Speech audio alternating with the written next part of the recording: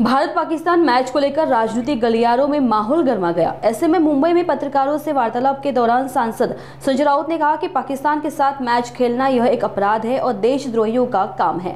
राउत ने प्रधानमंत्री को आड़े हाथ लेते हुए उनके चीन दौरे पर अपना स्पष्ट मत रखा। इसके साथ ही लोढ़ा बिल्डर से जुड़े उद्घाटन और मराठी संस्थाओं की जमीनों पर कथित कब्जे को लेकर भी राउत ने फडणवीस सरकार पर हमला बोला। पाकिस्तान बरोबर खेळणं हाच अपराध आणि देशद्रोह आहे। धूळ चारणं, जिंकणं, जिंकल्यावरती पापक्षालन होणं का काल पाकिस्तान बरोबर खेळून काय जो आपला काय भारतीय संघ जिंकला असं म्हणतं आम्ही तर काय पाहिलं नाही अजून। त्याच्यामुळे काय 25-26 आमच्या महिलांचं उजाडलेलं कुंकू परत आलं का? काय भरपाई काय झाली? मुळात मुद्दा पाकिस्तान बरोबर न खेळण्याचा, पाकिस्तान बरोबर हरण्या जिंकण्याचा नाही या क्रिकेटच्या मैदानावर। कोणी जर असं म्हणत असेल तो मूर्खपणा आहे। कसले पाकिस्तान बरोबर मैदानात खेळताय आणि जिंकल्यावरती पाकिस्तानला घुसून मारलाय म्हणताय? पाकिस्तानला घुसून मारण्याची संधी आली असताना भारतीय जनता पक्षाच्या सरकारनं माघार घेतली। याच्यावर प्रश्न विचारा। बलुचिस्तान वगैरे वगैरे वगैरे अगदी इस्लामाबादपर्यंत जाणार होते ना, कंबरडं मोडणार होते। क्रिकेटच्या मैदानावरती काय फिक्सिंगची मॅच होती पूर्णपणे। मी काल म्हटलं 1.5 लाख कोटीचा जुगार कालच्या मॅचवर खेळला गेला। कदाचित पाकिस्तानला सुद्धा त्यातले पैसे मिळाले असते। कालच्या मॅचनी पाकिस्तान क्रिकेट बोर्डाला किमान 1000 कोटी मिळाले। तुम्ही पाकिस्तानला जागतिक बँकेकडून कर्ज मिळू नये, IMF कडून कर्ज मिळू नये, एशिया डेव्हलपमेंट बँकेकडून कर्ज मिळू नये म्हणून आपण प्रयत्न करत होतो का? तर हा जो पैसा आहे हा पैसा पाकिस्तानला जर मिळाला कर्ज रूपाने तर ते दहशतवादामध्ये गुंतवणूक करतील भारताविरुद्ध। ही कोणाची भूमिका होती? ही भारताची भूमिका आहे, ही मोदींची भूमिका आहे। आणि त्यात पाकिस्तान क्रिकेट बोर्डला काल 1000 कोटी रुपये तुम्ही दिलेत, मिळवून दिलेत। मग हे पैसे कुठे जाणार आहेत? शिवाय 1.5 लाख कोटीचा जो जुगार खेळला गेला कालच्या मॅचवर, मॅच फिक्सिंगच्या, त्यातला मिळणारा काही 1000 कोटी कुठे गेले? पाकिस्तानात गेले।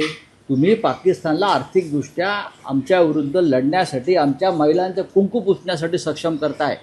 याच्यावर बोला। पाकिस्तान जिंकला हरला आम्हाला काय फरक पडत नाही। आम्ही कालच्या मॅचवर थुंकतो आम्ही अशा मॅचवर। 26 महिलांचं कुंकू उजाड करून त्यांच्याशी तुम्ही क्रिकेट खेळताय। लाजा वाटत नाही का तुम्हाला? खरं म्हणजे मीडियाने असे प्रश्नही विचारू नयेत अशा प्रकारचे। हा पैसे 1.5 लाख कोटीचा जुगार, 1.5 लाख कोटीचं गॅम्बलिंग कालच्या मॅचवर झालं, 1.5 लाख कोटीचं। आणि अधिकृतपणे कालच्या सामन्यातला 1000 कोटी रुपये पाकिस्तान क्रिकेट बोर्डाला मिळाले आणि 1.5 लाख कोटी जुगारातले किमान 25,000 कोटी पाकिस्तानात गेले। हा पैसा कोणासाठी वापरला जाणार? तर आमच्या विरुद्ध वापरला जाणार। हे काय सरकारला कळत नाही? हे काय गृहमंत्री अमित शहाना कळत नाही? हे काय जय शहाना कळत नाही? हे भारतीय क्रिकेट बोर्डाला कळत नाही? सुनील गावस्कर यांनी काल सांगितलं। गावस्कर काय म्हणाले काल? सुनील गावस्कर काल म्हणाले की भारतीय क्रिकेट संघाची खेळण्याची इच्छा नसली तरी सरकारने खेळायला भाग पाडलं, सरकारने परवानगी दिली। सरकारने जर हा सामना खेळायला परवानगी दिली नसती तर भारतीय क्रिकेट संघ खेळला नसता। हे सुनील गावस्कर सारखा एक टोलेजंग क्रिकेटपटू सांगतो, लक्षात घ्या। पण राऊत साहेब, काल नाणेफेकीनंतरही भारतीय संघाचा कर्णधार सूर्यकुमार असेल किंवा भारतीय खेळाडू असतील यांनी पाकिस्तानी संघाशी हस्तांदोलन करणं टाळलं। सोडून द्यावं ही ढोंग नाटकं, ह्याला नाटकं म्हणतात, ही ढोंग म्हणतात। हे मोदींचं सगळं जे व्यूहरचना असते त्याचा तो भाग असतो। मोदी गेले तिथे चीनमध्ये आणि पाकिस्तानच्या प्रधानमंत्र्याकडे पाहिलेही नाही, बाजूला उभे होते ते, पाहिले नाही पण होते ना तुमच्याबरोबर, तुमच्या रांगेत। हस्तांदोलन केले नाही तो, पण ते होते तुमच्याबरोबर। तेही चीनच्या प्राईम मिनिस्टरला भेटले, तुम्ही भेटला। तसंच आहे ते हसतात. खेळलात ना मैदानावर त्यांच्याबरोबर, हा शेक हँड केलं नाही हे सांगताय कोणाला तुम्ही? आम्हाला सांगताय. आम्ही का मूर्ख आहोत तिकडे? या देशाची जनता, भारतीय नागरिक. थोडं जरी राष्ट्रवादाचं रक्त कोणाच्या, लोक फासावर गेले हो देशासाठी, लोक शहीद झाले पहलगावमध्ये, पुलवामामध्ये, आणि तुम्ही एका मॅचवर क्रिकेटपटू बहिष्कार टाकू शकत नाही पैशासाठी? भगतसिंग, राजगुरूचं नावं घेता ना तुम्ही, अशफाकुल्ला खां वगैरे जे फासावर गेले देशासाठी, आणि तुम्ही फक्त शेक हँड केल्या नाही. याचं काय कौतुक आहे या भाजपच्या लोकांना? बघा बघा, त्यांनी शेक हँड केला नाही, शेक हँड केला नाही. हा काय उत्तर झालं का पेलगामच्या शहीदांचं कुंकू पुसलं महिलांचं, आणि त्यासाठी हां नाचक्की केली काल देशाची. राऊत साहेब, या सामन्यावरून तुम्ही भाजप, शिंदे शिवसेना यावर, मी कोणावरही टीका टिप्पणी करत नाही. शिंदे शिवसेनेच्या अरे सोडून द्यावं, भूमिकेवरही हे आहेत. बघा असं आहे की शिंदे असं विचार, बाळासाहेब, ते कोण विचारणार? बाळासाहेब ठाकरेंचा फोटो लावणं बंद करा. एकनाथ शिंदे विचारतायत म्हणून तिथे काही घडत नाहीये. बाळासाहेब ठाकरेंनी भारत पाकिस्तानच्या सामन्याला विरोध केलाय. दहशतवाद आणि सामना एकत्र होणार नाही बाळासाहेब ठाकरेंचं म्हणणं आहे. तुम्ही आम्हाला का प्रश्न विचारताय? एकनाथ शिंदे आम्हाला प्रश्न विचारणार? अमित शहाच्या मुलाला विचार, त्यांना म्हणावं तुम्हीच मला प्रश्न विचारायचा नाही. एकनाथ शिंदेसाठी उभा नाही मी इथे, मी शिवसेनेसाठी उभा आहे बाळासाहेब ठाकरेंच्या. हां, मला काय तुम्ही सांग, अहो तुम्ही विचारूच नका मला. हे निर्लज्ज लोक आहेत, हे निर्लज्ज लोक आहेत सगळे. भारतीय क्रिकेट संघाचा आणि भारत पाक क्रिकेट सामन्याचा निषेध करणार असतील ते, तर मला प्रश्न विचारा त्यांच्या वतीनं, मी उत्तर द्यायला तयार. तुम्ही तिथे अमित शहाचे बूट चाटणार, तुम्ही जय शहाच्या पालख्या वाहणार, तुम्ही भारत पाक क्रिकेट सामना घरी बसून बघणार, हां, आणि तुम्ही आम्हाला आमच्या राष्ट्रवादावरती प्रश्न विचारणार? मीडियाने सुद्धा हे गांभीर्याने घेतलं पाहिजे, लक्षात घ्या. बोला. राऊतसाहेब, आणखी एक राज्यातला विषय आहे की जे एकूण जातीपातीचं राजकारण सुरू आहे त्यावर शरद पवार असं म्हणतात की राज्यातली सामाजिक ऐक्याची वीड उसवली जाते, चिंता व्यक्त केली आहे. तर दुसरीकडे देवेंद्र फडणवीस जे राज्याचे मुख्यमंत्री आहेत ते म्हणतात शरद पवारांचं हे विधान म्हणजे एक्सला वाय, वायला एक्स सारखं असं असतं. मग मोदी काय करतायत? अमित शहा काय करतायत? राष्ट्रवादावरती प्रवचनं झोडायची, हां, आणि पाकिस्तानबरोबर क्रिकेटचे सामने खेळायचे. हे भारताची XYZ आहे ना केलेली त्यांनी, मी दुसरा शब्द वापरणार नाही. भारताच्या राष्ट्रभक्तीची, हिंदुत्वाची त्याने XYZ केलेली आहे. देवेंद्र फडणवीस यांनी ह्याच्यावर जरा बोललं तर बरं होईल. शरद पवारांसारखं नेतृत्व महाराष्ट्रात आहे यशवंतराव चव्हाणांनंतर. तुमच्यात असे टोलेजंग पर्सनॅलिटी निर्माण झाल्या नाहीत, ही तुमची पोटदुखी आहे. ज्या शरद पवार साहेबांनी महाराष्ट्राला एक दिशा द्यायचा नक्कीच प्रयत्न केलेला आहे. राजकीय वैचारिक मतभेद असू शकतात तो, पण अजून तुम्हाला मोदीने पंतप्रधानपदी चिटकवलं आहे म्हणून तुम्ही नेत्या, तुम्ही काय सहकर्तृत्वावर झालेलं नाही. तुम्हाला मोदीने जसं पूर्वीच्या काळामध्ये सरकारी खात्यात चिटकवायचे मंत्री वगैरे, मुख्यमंत्री ओळखीने, याला पोस्टात चिटकवलं, याला PWDमध्ये चिटकवलं, तसं त्यांना मुख्यमंत्री पदाच्या कार्यालयात चिटकवलं आहे म्हणून तुम्ही नेत्या. यशवंतराव चव्हाणांपासून बाळासाहेब ठाकरेंपर्यंत, शरद पवारांपर्यंत ही नेतृत्व जनतेने निर्माण केली. ही कर्तबगार नेतृत्व, लक्षात घ्या. चिटकवलेली नेतृत्व नाही तुमच्यासारखी, नोकऱ्या चिटकवतात तशा. सोडून द्या, चला. हाँ, हिंदी की बात बोलिए. जाऊ द्या क्या हिंदी.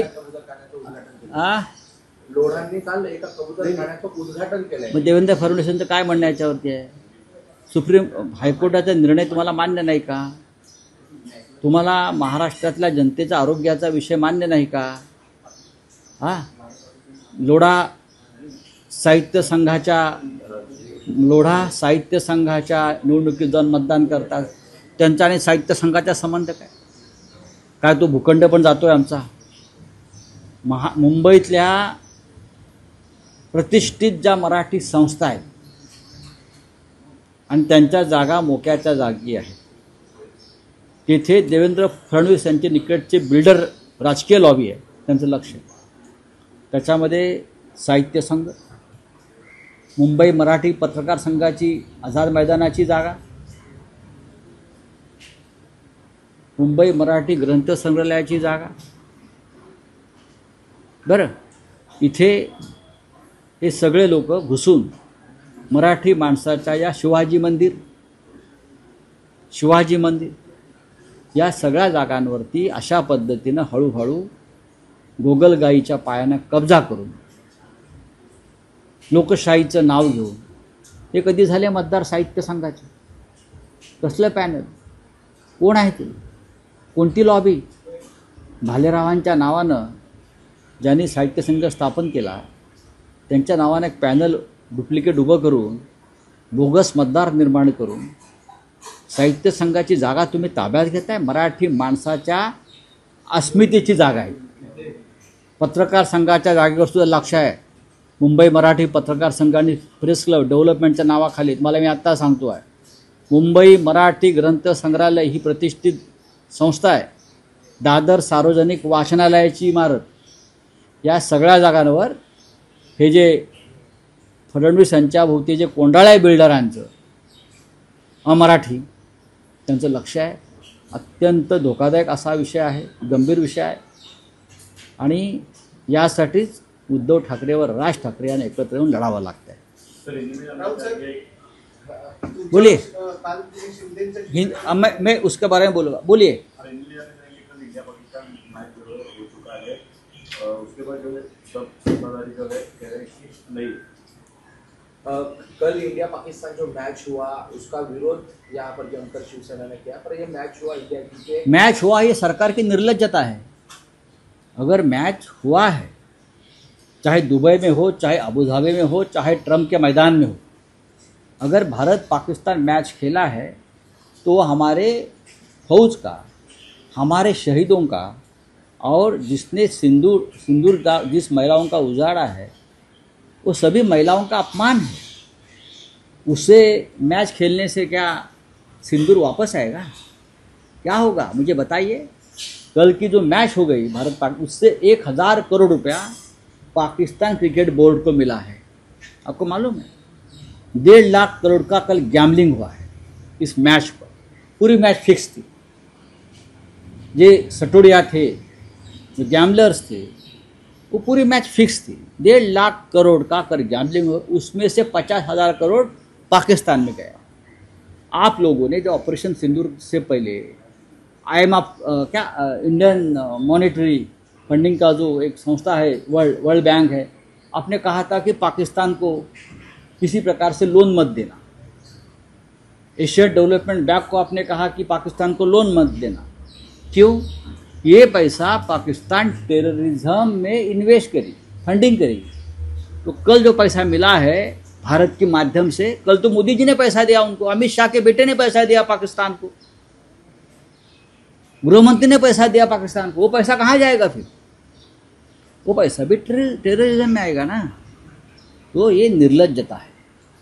जिस तरह से कल पाकिस्तान के साथ मैच को खिलाया गया, खेलने को, सुनील गावस्कर का मैं अभिनंदन करता हूँ. कल गावस्कर जी ने कहा है कि भारत का जो भारतीय क्रिकेट टीम है, अगर उसे कहा जाता है कि आप मत खेलो तो हम नहीं खेलते. लेकिन ये भारत सरकार ने परमिशन दिया स्पेशल खेलने के लिए.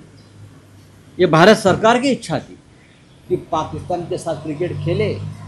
पाकिस्तान के क्रिकेट बोर्ड को 1000 करोड़ मिले और 1.5 लाख करोड़ का जो गैम्बलिंग हो गया है उससे जो 50,000 करोड़ मिलने वाला है वो भी मिले, और पाकिस्तान का टेररिज्म मजबूत हो और हिंदुस्तान में हमला करे. हमला करने के बाद हम उसका पॉलिटिकल फ़ायदा उठाकर चुनाव में जाएंगे. ये उनकी रणनीति है. Thank you very much.